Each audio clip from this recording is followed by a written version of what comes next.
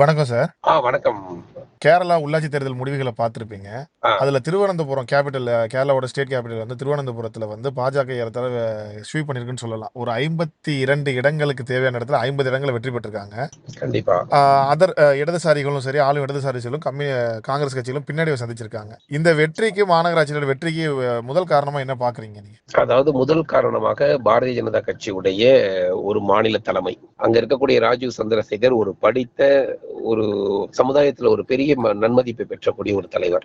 அவர் இந்த தேர்தல்ல செய்யக்கூடிய முயற்சிகள் என்னன்னா, முழுக்க முழுக்க அங்க நின்ற வேட்பாளர்களில் பெரும்பாலானோர் இளைஞர்கள். நீங்க திருவனந்தபுரம் பாரதிய ஜனதா கட்சி வலிமையான கோட்டை. அந்த இடத்துல நம்ம இன்னைக்கு மேயர் பதவியை கைப்பற்றி இருக்கிறோம் என்பது நிச்சயமா ஒரு மகிழ்ச்சிகரமான செய்தி தான். ஆனா பந்தனந்திட்டா போன்று பாரதிய ஜனதா கட்சி இல்லாத பகுதிகளில் கூட ஒரு மூன்றில் ஒரு மடங்கு வெற்றியை நாம பெற்றிருக்கிறோம். அப்ப என்ன நடக்கிறது என்றால், தமிழகத்தில் இருக்கக்கூடிய இந்த திருமாவளவன், கம்யூனிஸ்ட் போன்ற கூட்டணி கட்சின்னு சொல்லிட்டு சேர் கூட இல்லாம நின்று அலைஞ்சிட்டு இருக்கவங்க புரிஞ்சுக்க வேண்டியது என்னன்னா, படித்த பண்பாலான ஒரு மாநிலம் கேரளா. பெரும்பான்மையான சமூகமாக கிறிஸ்தவர்கள் இருக்கிறாங்க, இஸ்லாமியர் இருக்கிறார்கள்.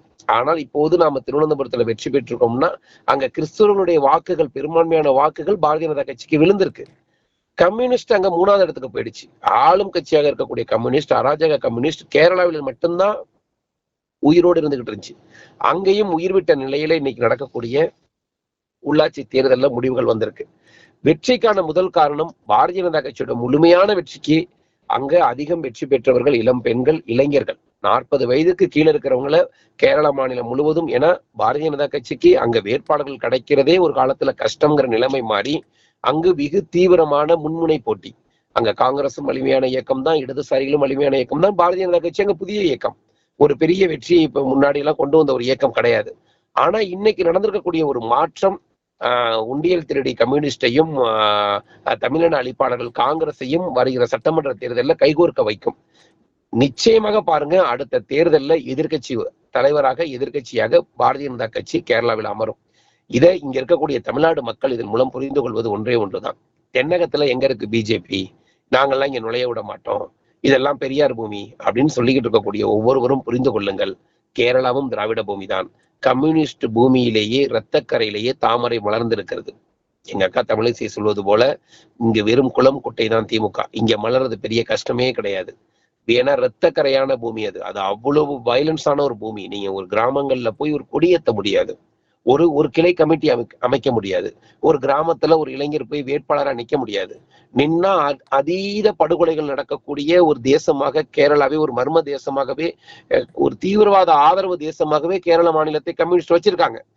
அங்க கிடைத்திருக்க வெற்றி என்பது தேசியவாதத்துக்கு கிடைத்திருக்க வெற்றி, பாரத பிரதமர் நரேந்திர மோடி ஐயாவிற்கு கிடைத்திருக்கக்கூடிய வெற்றி. அதனால வருகிற சட்டமன்ற தேர்தலில் தமிழகத்தில் நிச்சயமாக, ஏன்னா கேரளாவுடைய எல்லா ரிசல்ட்ஸுமே தமிழ்நாட்டு மக்களை பிரதிபலிக்கும். நன்கு படித்த மாநிலங்களே பிஜேபி ஆதரிக்க ஆரம்பிச்சிட்டாங்க. தமிழ்நாடும் வருகிற தேர்தலில் அண்ணா திராவிட முன்னேற்ற கழகத்துடைய கூட்டணி ஆட்சியில நிச்சயமாக இடம்பெறும். கேரளாவில் வருகிற சட்டமன்ற தேர்தலில் எதிர்கட்சி வரிசையில் நிச்சயமாக பாரதிய ஜனதா கட்சி இருக்கும். கேரளால பாஜக இந்த வெற்றியை அடைவதற்கான முக்கிய காரணங்களா வேட்பாளர் தேர்வு இருக்குன்னு சொல்லலாமா? கண்டிப்பா தேர்வு இருக்கிறது. அங்க நாங்கள் எல்லா வார்டுகளிலுமே, இப்ப நீங்க அங்க டிஜிபி இருக்கிறாங்கல்ல, ஒரு டிஜிபி ரிட்டையர்மெண்ட், அதாவது வேலை வேண்டாம்னு சொல்லிட்டு வந்த ஒரு டிஜிபி நாங்க அங்க திருவனந்தபுரத்துல ஒரு கவுன்சிலர் கேண்டிடேட்டா நிப்பாட்டிருக்கோம். மாநகராட்சி கவுன்சிலரா ஒரு டிஜிபி நிக்கிறாங்க. அப்ப எந்த அளவிற்கு அங்க ஒரு வேட்பாளருடைய தேர்வு ஒரு மாநகராட்சி கவுன்சிலர்ல இருந்திருக்குங்கிறத நம்ம சிந்திக்கணும். இன்னைக்கு தமிழ்நாட்டில் இருக்கக்கூடிய ஒரு போலீஸ் இன்ஸ்பெக்டர் கூட கேரளா சென்னை மாநகராட்சி கவுன்சிலர் நிப்பாங்கன்னு கேட்டா நிக்க மாட்டாங்க. ஆனா அங்க அப்படி கிடையாது. அங்க கேரளா பாரதிய ஜனதா கட்சி ஒரு முடிவு எடுத்திருக்கு. மிக தீர்க்கமாக அடிப்படையை பலமாக வைக்க வேண்டும். அடிப்படை பலமாக இருந்தால்தான் இயக்கம் பலமாகும். நீங்க அங்க நின்று வெற்றி இருக்கக்கூடிய, இப்ப நபியா நாயர் இருக்காங்க, அங்க இருக்கக்கூடிய மாநில மகளிர் அணி தலைவி. அவங்க கடந்த முறை வயநாடுல ராகுல் காந்தி தங்கச்சி பிரியங்கா காந்தி எதிர்த்து வேட்பாளராக நிற்கப்பட்டவர்.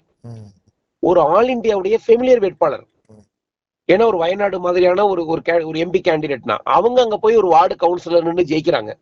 அப்ப பாரதிய ஜனதா கட்சி என்ன முடிவெடுக்குது? கவுன்சிலராக இருந்தா என்ன, எம்பியா இருந்தா என்ன, எம்எல்ஏவா இருந்தா நாங்க மக்களுக்கு வேலை செய்வோம். அது என்னைக்கு சின்னது பெருசுங்கிறது முக்கியம் இல்ல. பிஜேபி வளரணும், பிஜேபி ஆட்சியில் இருக்கணும், மக்களுக்கு நாங்க ஏதாவது ஒரு சர்வீஸை எப்படியாவது பண்ணணும் அப்படி நினைக்கிறோம். இந்த வியூகமும் எங்களுடைய தொண்டர்களுடைய மனநிலை இருக்குல்ல, ம். பாரதிய ஜனதா கட்சியோட காரியகர்த்தாக்கள் என்ன நினைக்கிறாங்கன்னா, நீங்களே ஒரு திருவனந்தபுரத்துல ஒரு ஓல்டு டிஜிபி ஜெயிக்கிறாங்க, நவ்யா நாயர் போன்று அகில இந்திய அளவில் பிரபலமான ஒரு தலைவர் கவுன்சிலர் ஜெயிக்கிறாங்க. சென்னை மாநகராட்சியில நாம் கவுன்சிலர் தேர்தலுக்கான தகுதியை திமுக என்னவா வச்சிருக்குன்னா, ஏற்கனவே சாராய வியாபாரம் செய்தவன், ஏற்கனவே பிட் பாக்கெட் அடிச்சவன், ஏற்கனவே ஒரு ரவுடித்தனம் பண்ணவன், வீடு புந்து திருடுறவன், இந்த மாதிரியான ஒரு அக்யூஸ்டுகளை மட்டும்தான் வார்டு கவுன்சிலராக நிறுத்துகிறார்கள். ஆனா கேரளா இன்று இந்தியாவிற்கே ஒரு முன்னுதாரணமாக படித்த பண்பாட ஒரு உயர் அதிகாரிகள் இருந்தவங்க, ஃபெமிலியரானவங்களை கவுன்சிலரா நிப்பாட்டி ஒரு மக்களுடைய அடிப்படையான பிரச்சனை. ஏன்னா ஒரு கவுன்சிலருக்கான என்ன பவர்ங்கிறது நமக்கு தெரியும்ல. ஒரு கவுன்சிலர் தேர்தலில் என்ன பவர் நடந்துற போகுது? லிமிட்டட் பவர் தான் இருக்கும். ஆமா, ஒரு தாக்கல் அடைச்சுதான் அடைக்க போறோம், ரேஷன்ல அரிசி போறாங்களான்னு பார்க்க போறோம். மொத்தமே ஒரு 3000 ஓட்டு 4000 ஓட்டு இருக்க போகுது. மக்களோட நேரடியா தொடர்பு கொள்ற இடத்துல கவுன்சிலர். ஆனா அங்க கூட பாரதிய ஜனதா கட்சி தகுதியானவர்களை கொண்டு போய் நிறுத்தது இல்ல. அதுதானே பாரதிய ஜனதா கட்சி அங்க கேரளாவில ஒரு புதிய வெற்றியை உருவாக்கி இருக்கு.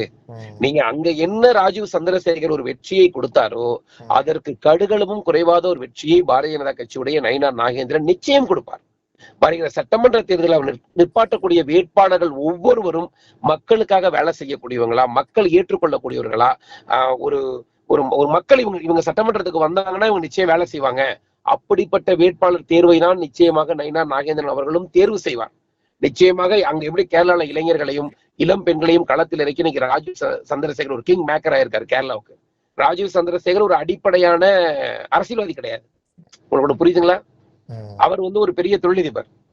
அவருக்கு பின்புலம் எல்லாம் பாத்தீங்கன்னா பெரிய ஒன்னும் பிராக்டிஸ் பண்ணி பொலிட்டிக்கல்ல பிராக்டிஸ் பண்ணி வந்தவர் கிடையாது.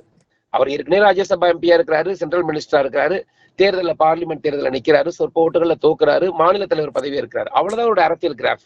ஆனா அவர் அங்க 24 மணி நேரமும் பல்லாண்டு காலமாக அரசியல் பணியை செய்யக்கூடிய காங்கிரஸையும் கம்யூனிஸ்டையும் ஓட ஓட அங்க விரட்டி இருக்காரு. ஒரு அச்சத்தை உண்டு செய்திருக்கிறார். அப்ப அது மாதிரி இப்ப இங்க நம்ம கிட்ட இருக்க நயினார் நாகேந்திரன் வெறும் வலிமையான ஒரு தலைவர். வருகிற சட்டமன்ற தேர்தலில் கூட எழுதி வைத்துக் கொள்ளுங்கள், இளைஞர்கள் பலத்தோடு எத்தனை, அதாவது எண்கள் முக்கியம் இல்லைன்னு எங்க தலைவர் சொன்னதா ஒரு வார்த்தை சொல்றாங்க. ஆனால் அவர் நிறுத்தக்கூடிய வேட்பாளர்களையும் அவர் சட்டசபைக்கு அழைத்து செல்வர்களையும் பார்த்துதான் தமிழகத்தை எவ்வளவு வலிமையான பாரதிய ஜனதா கட்சியுடைய கோட்டையாக மாற்றுவார் நயினார் நாகேந்திரங்கிறதும் இந்த ராஜீவ் சந்திரசேகர் வெற்றியை போல இவரும் கொடுப்பார் நாங்கள் உறுதியாக நம்புகிறோம். வருகிற காலம் இளைஞர்களுடைய காலம். பாரதிய ஜனதா கட்சி இளைஞர்களையும் பெண்களையும் பட்டியலின மக்களையும் நம்புகிறது. நீங்க கூட பாத்துருப்பீங்க, திருவனந்தபுரத்துல 2 கேண்டிடேட் இஸ்லாமிய கேண்டிடேட் ஜெயிச்சிருக்காங்க. பாத்தீங்களா? யமுனா ரெண்டு பேர் ஜெயிச்சிருக்காங்க. அங்க பாத்தீங்கன்னா சில மாவட்டங்கள்ல முழுமையாக இஸ்லாமியர்கள் தான் இருக்கிறாங்க.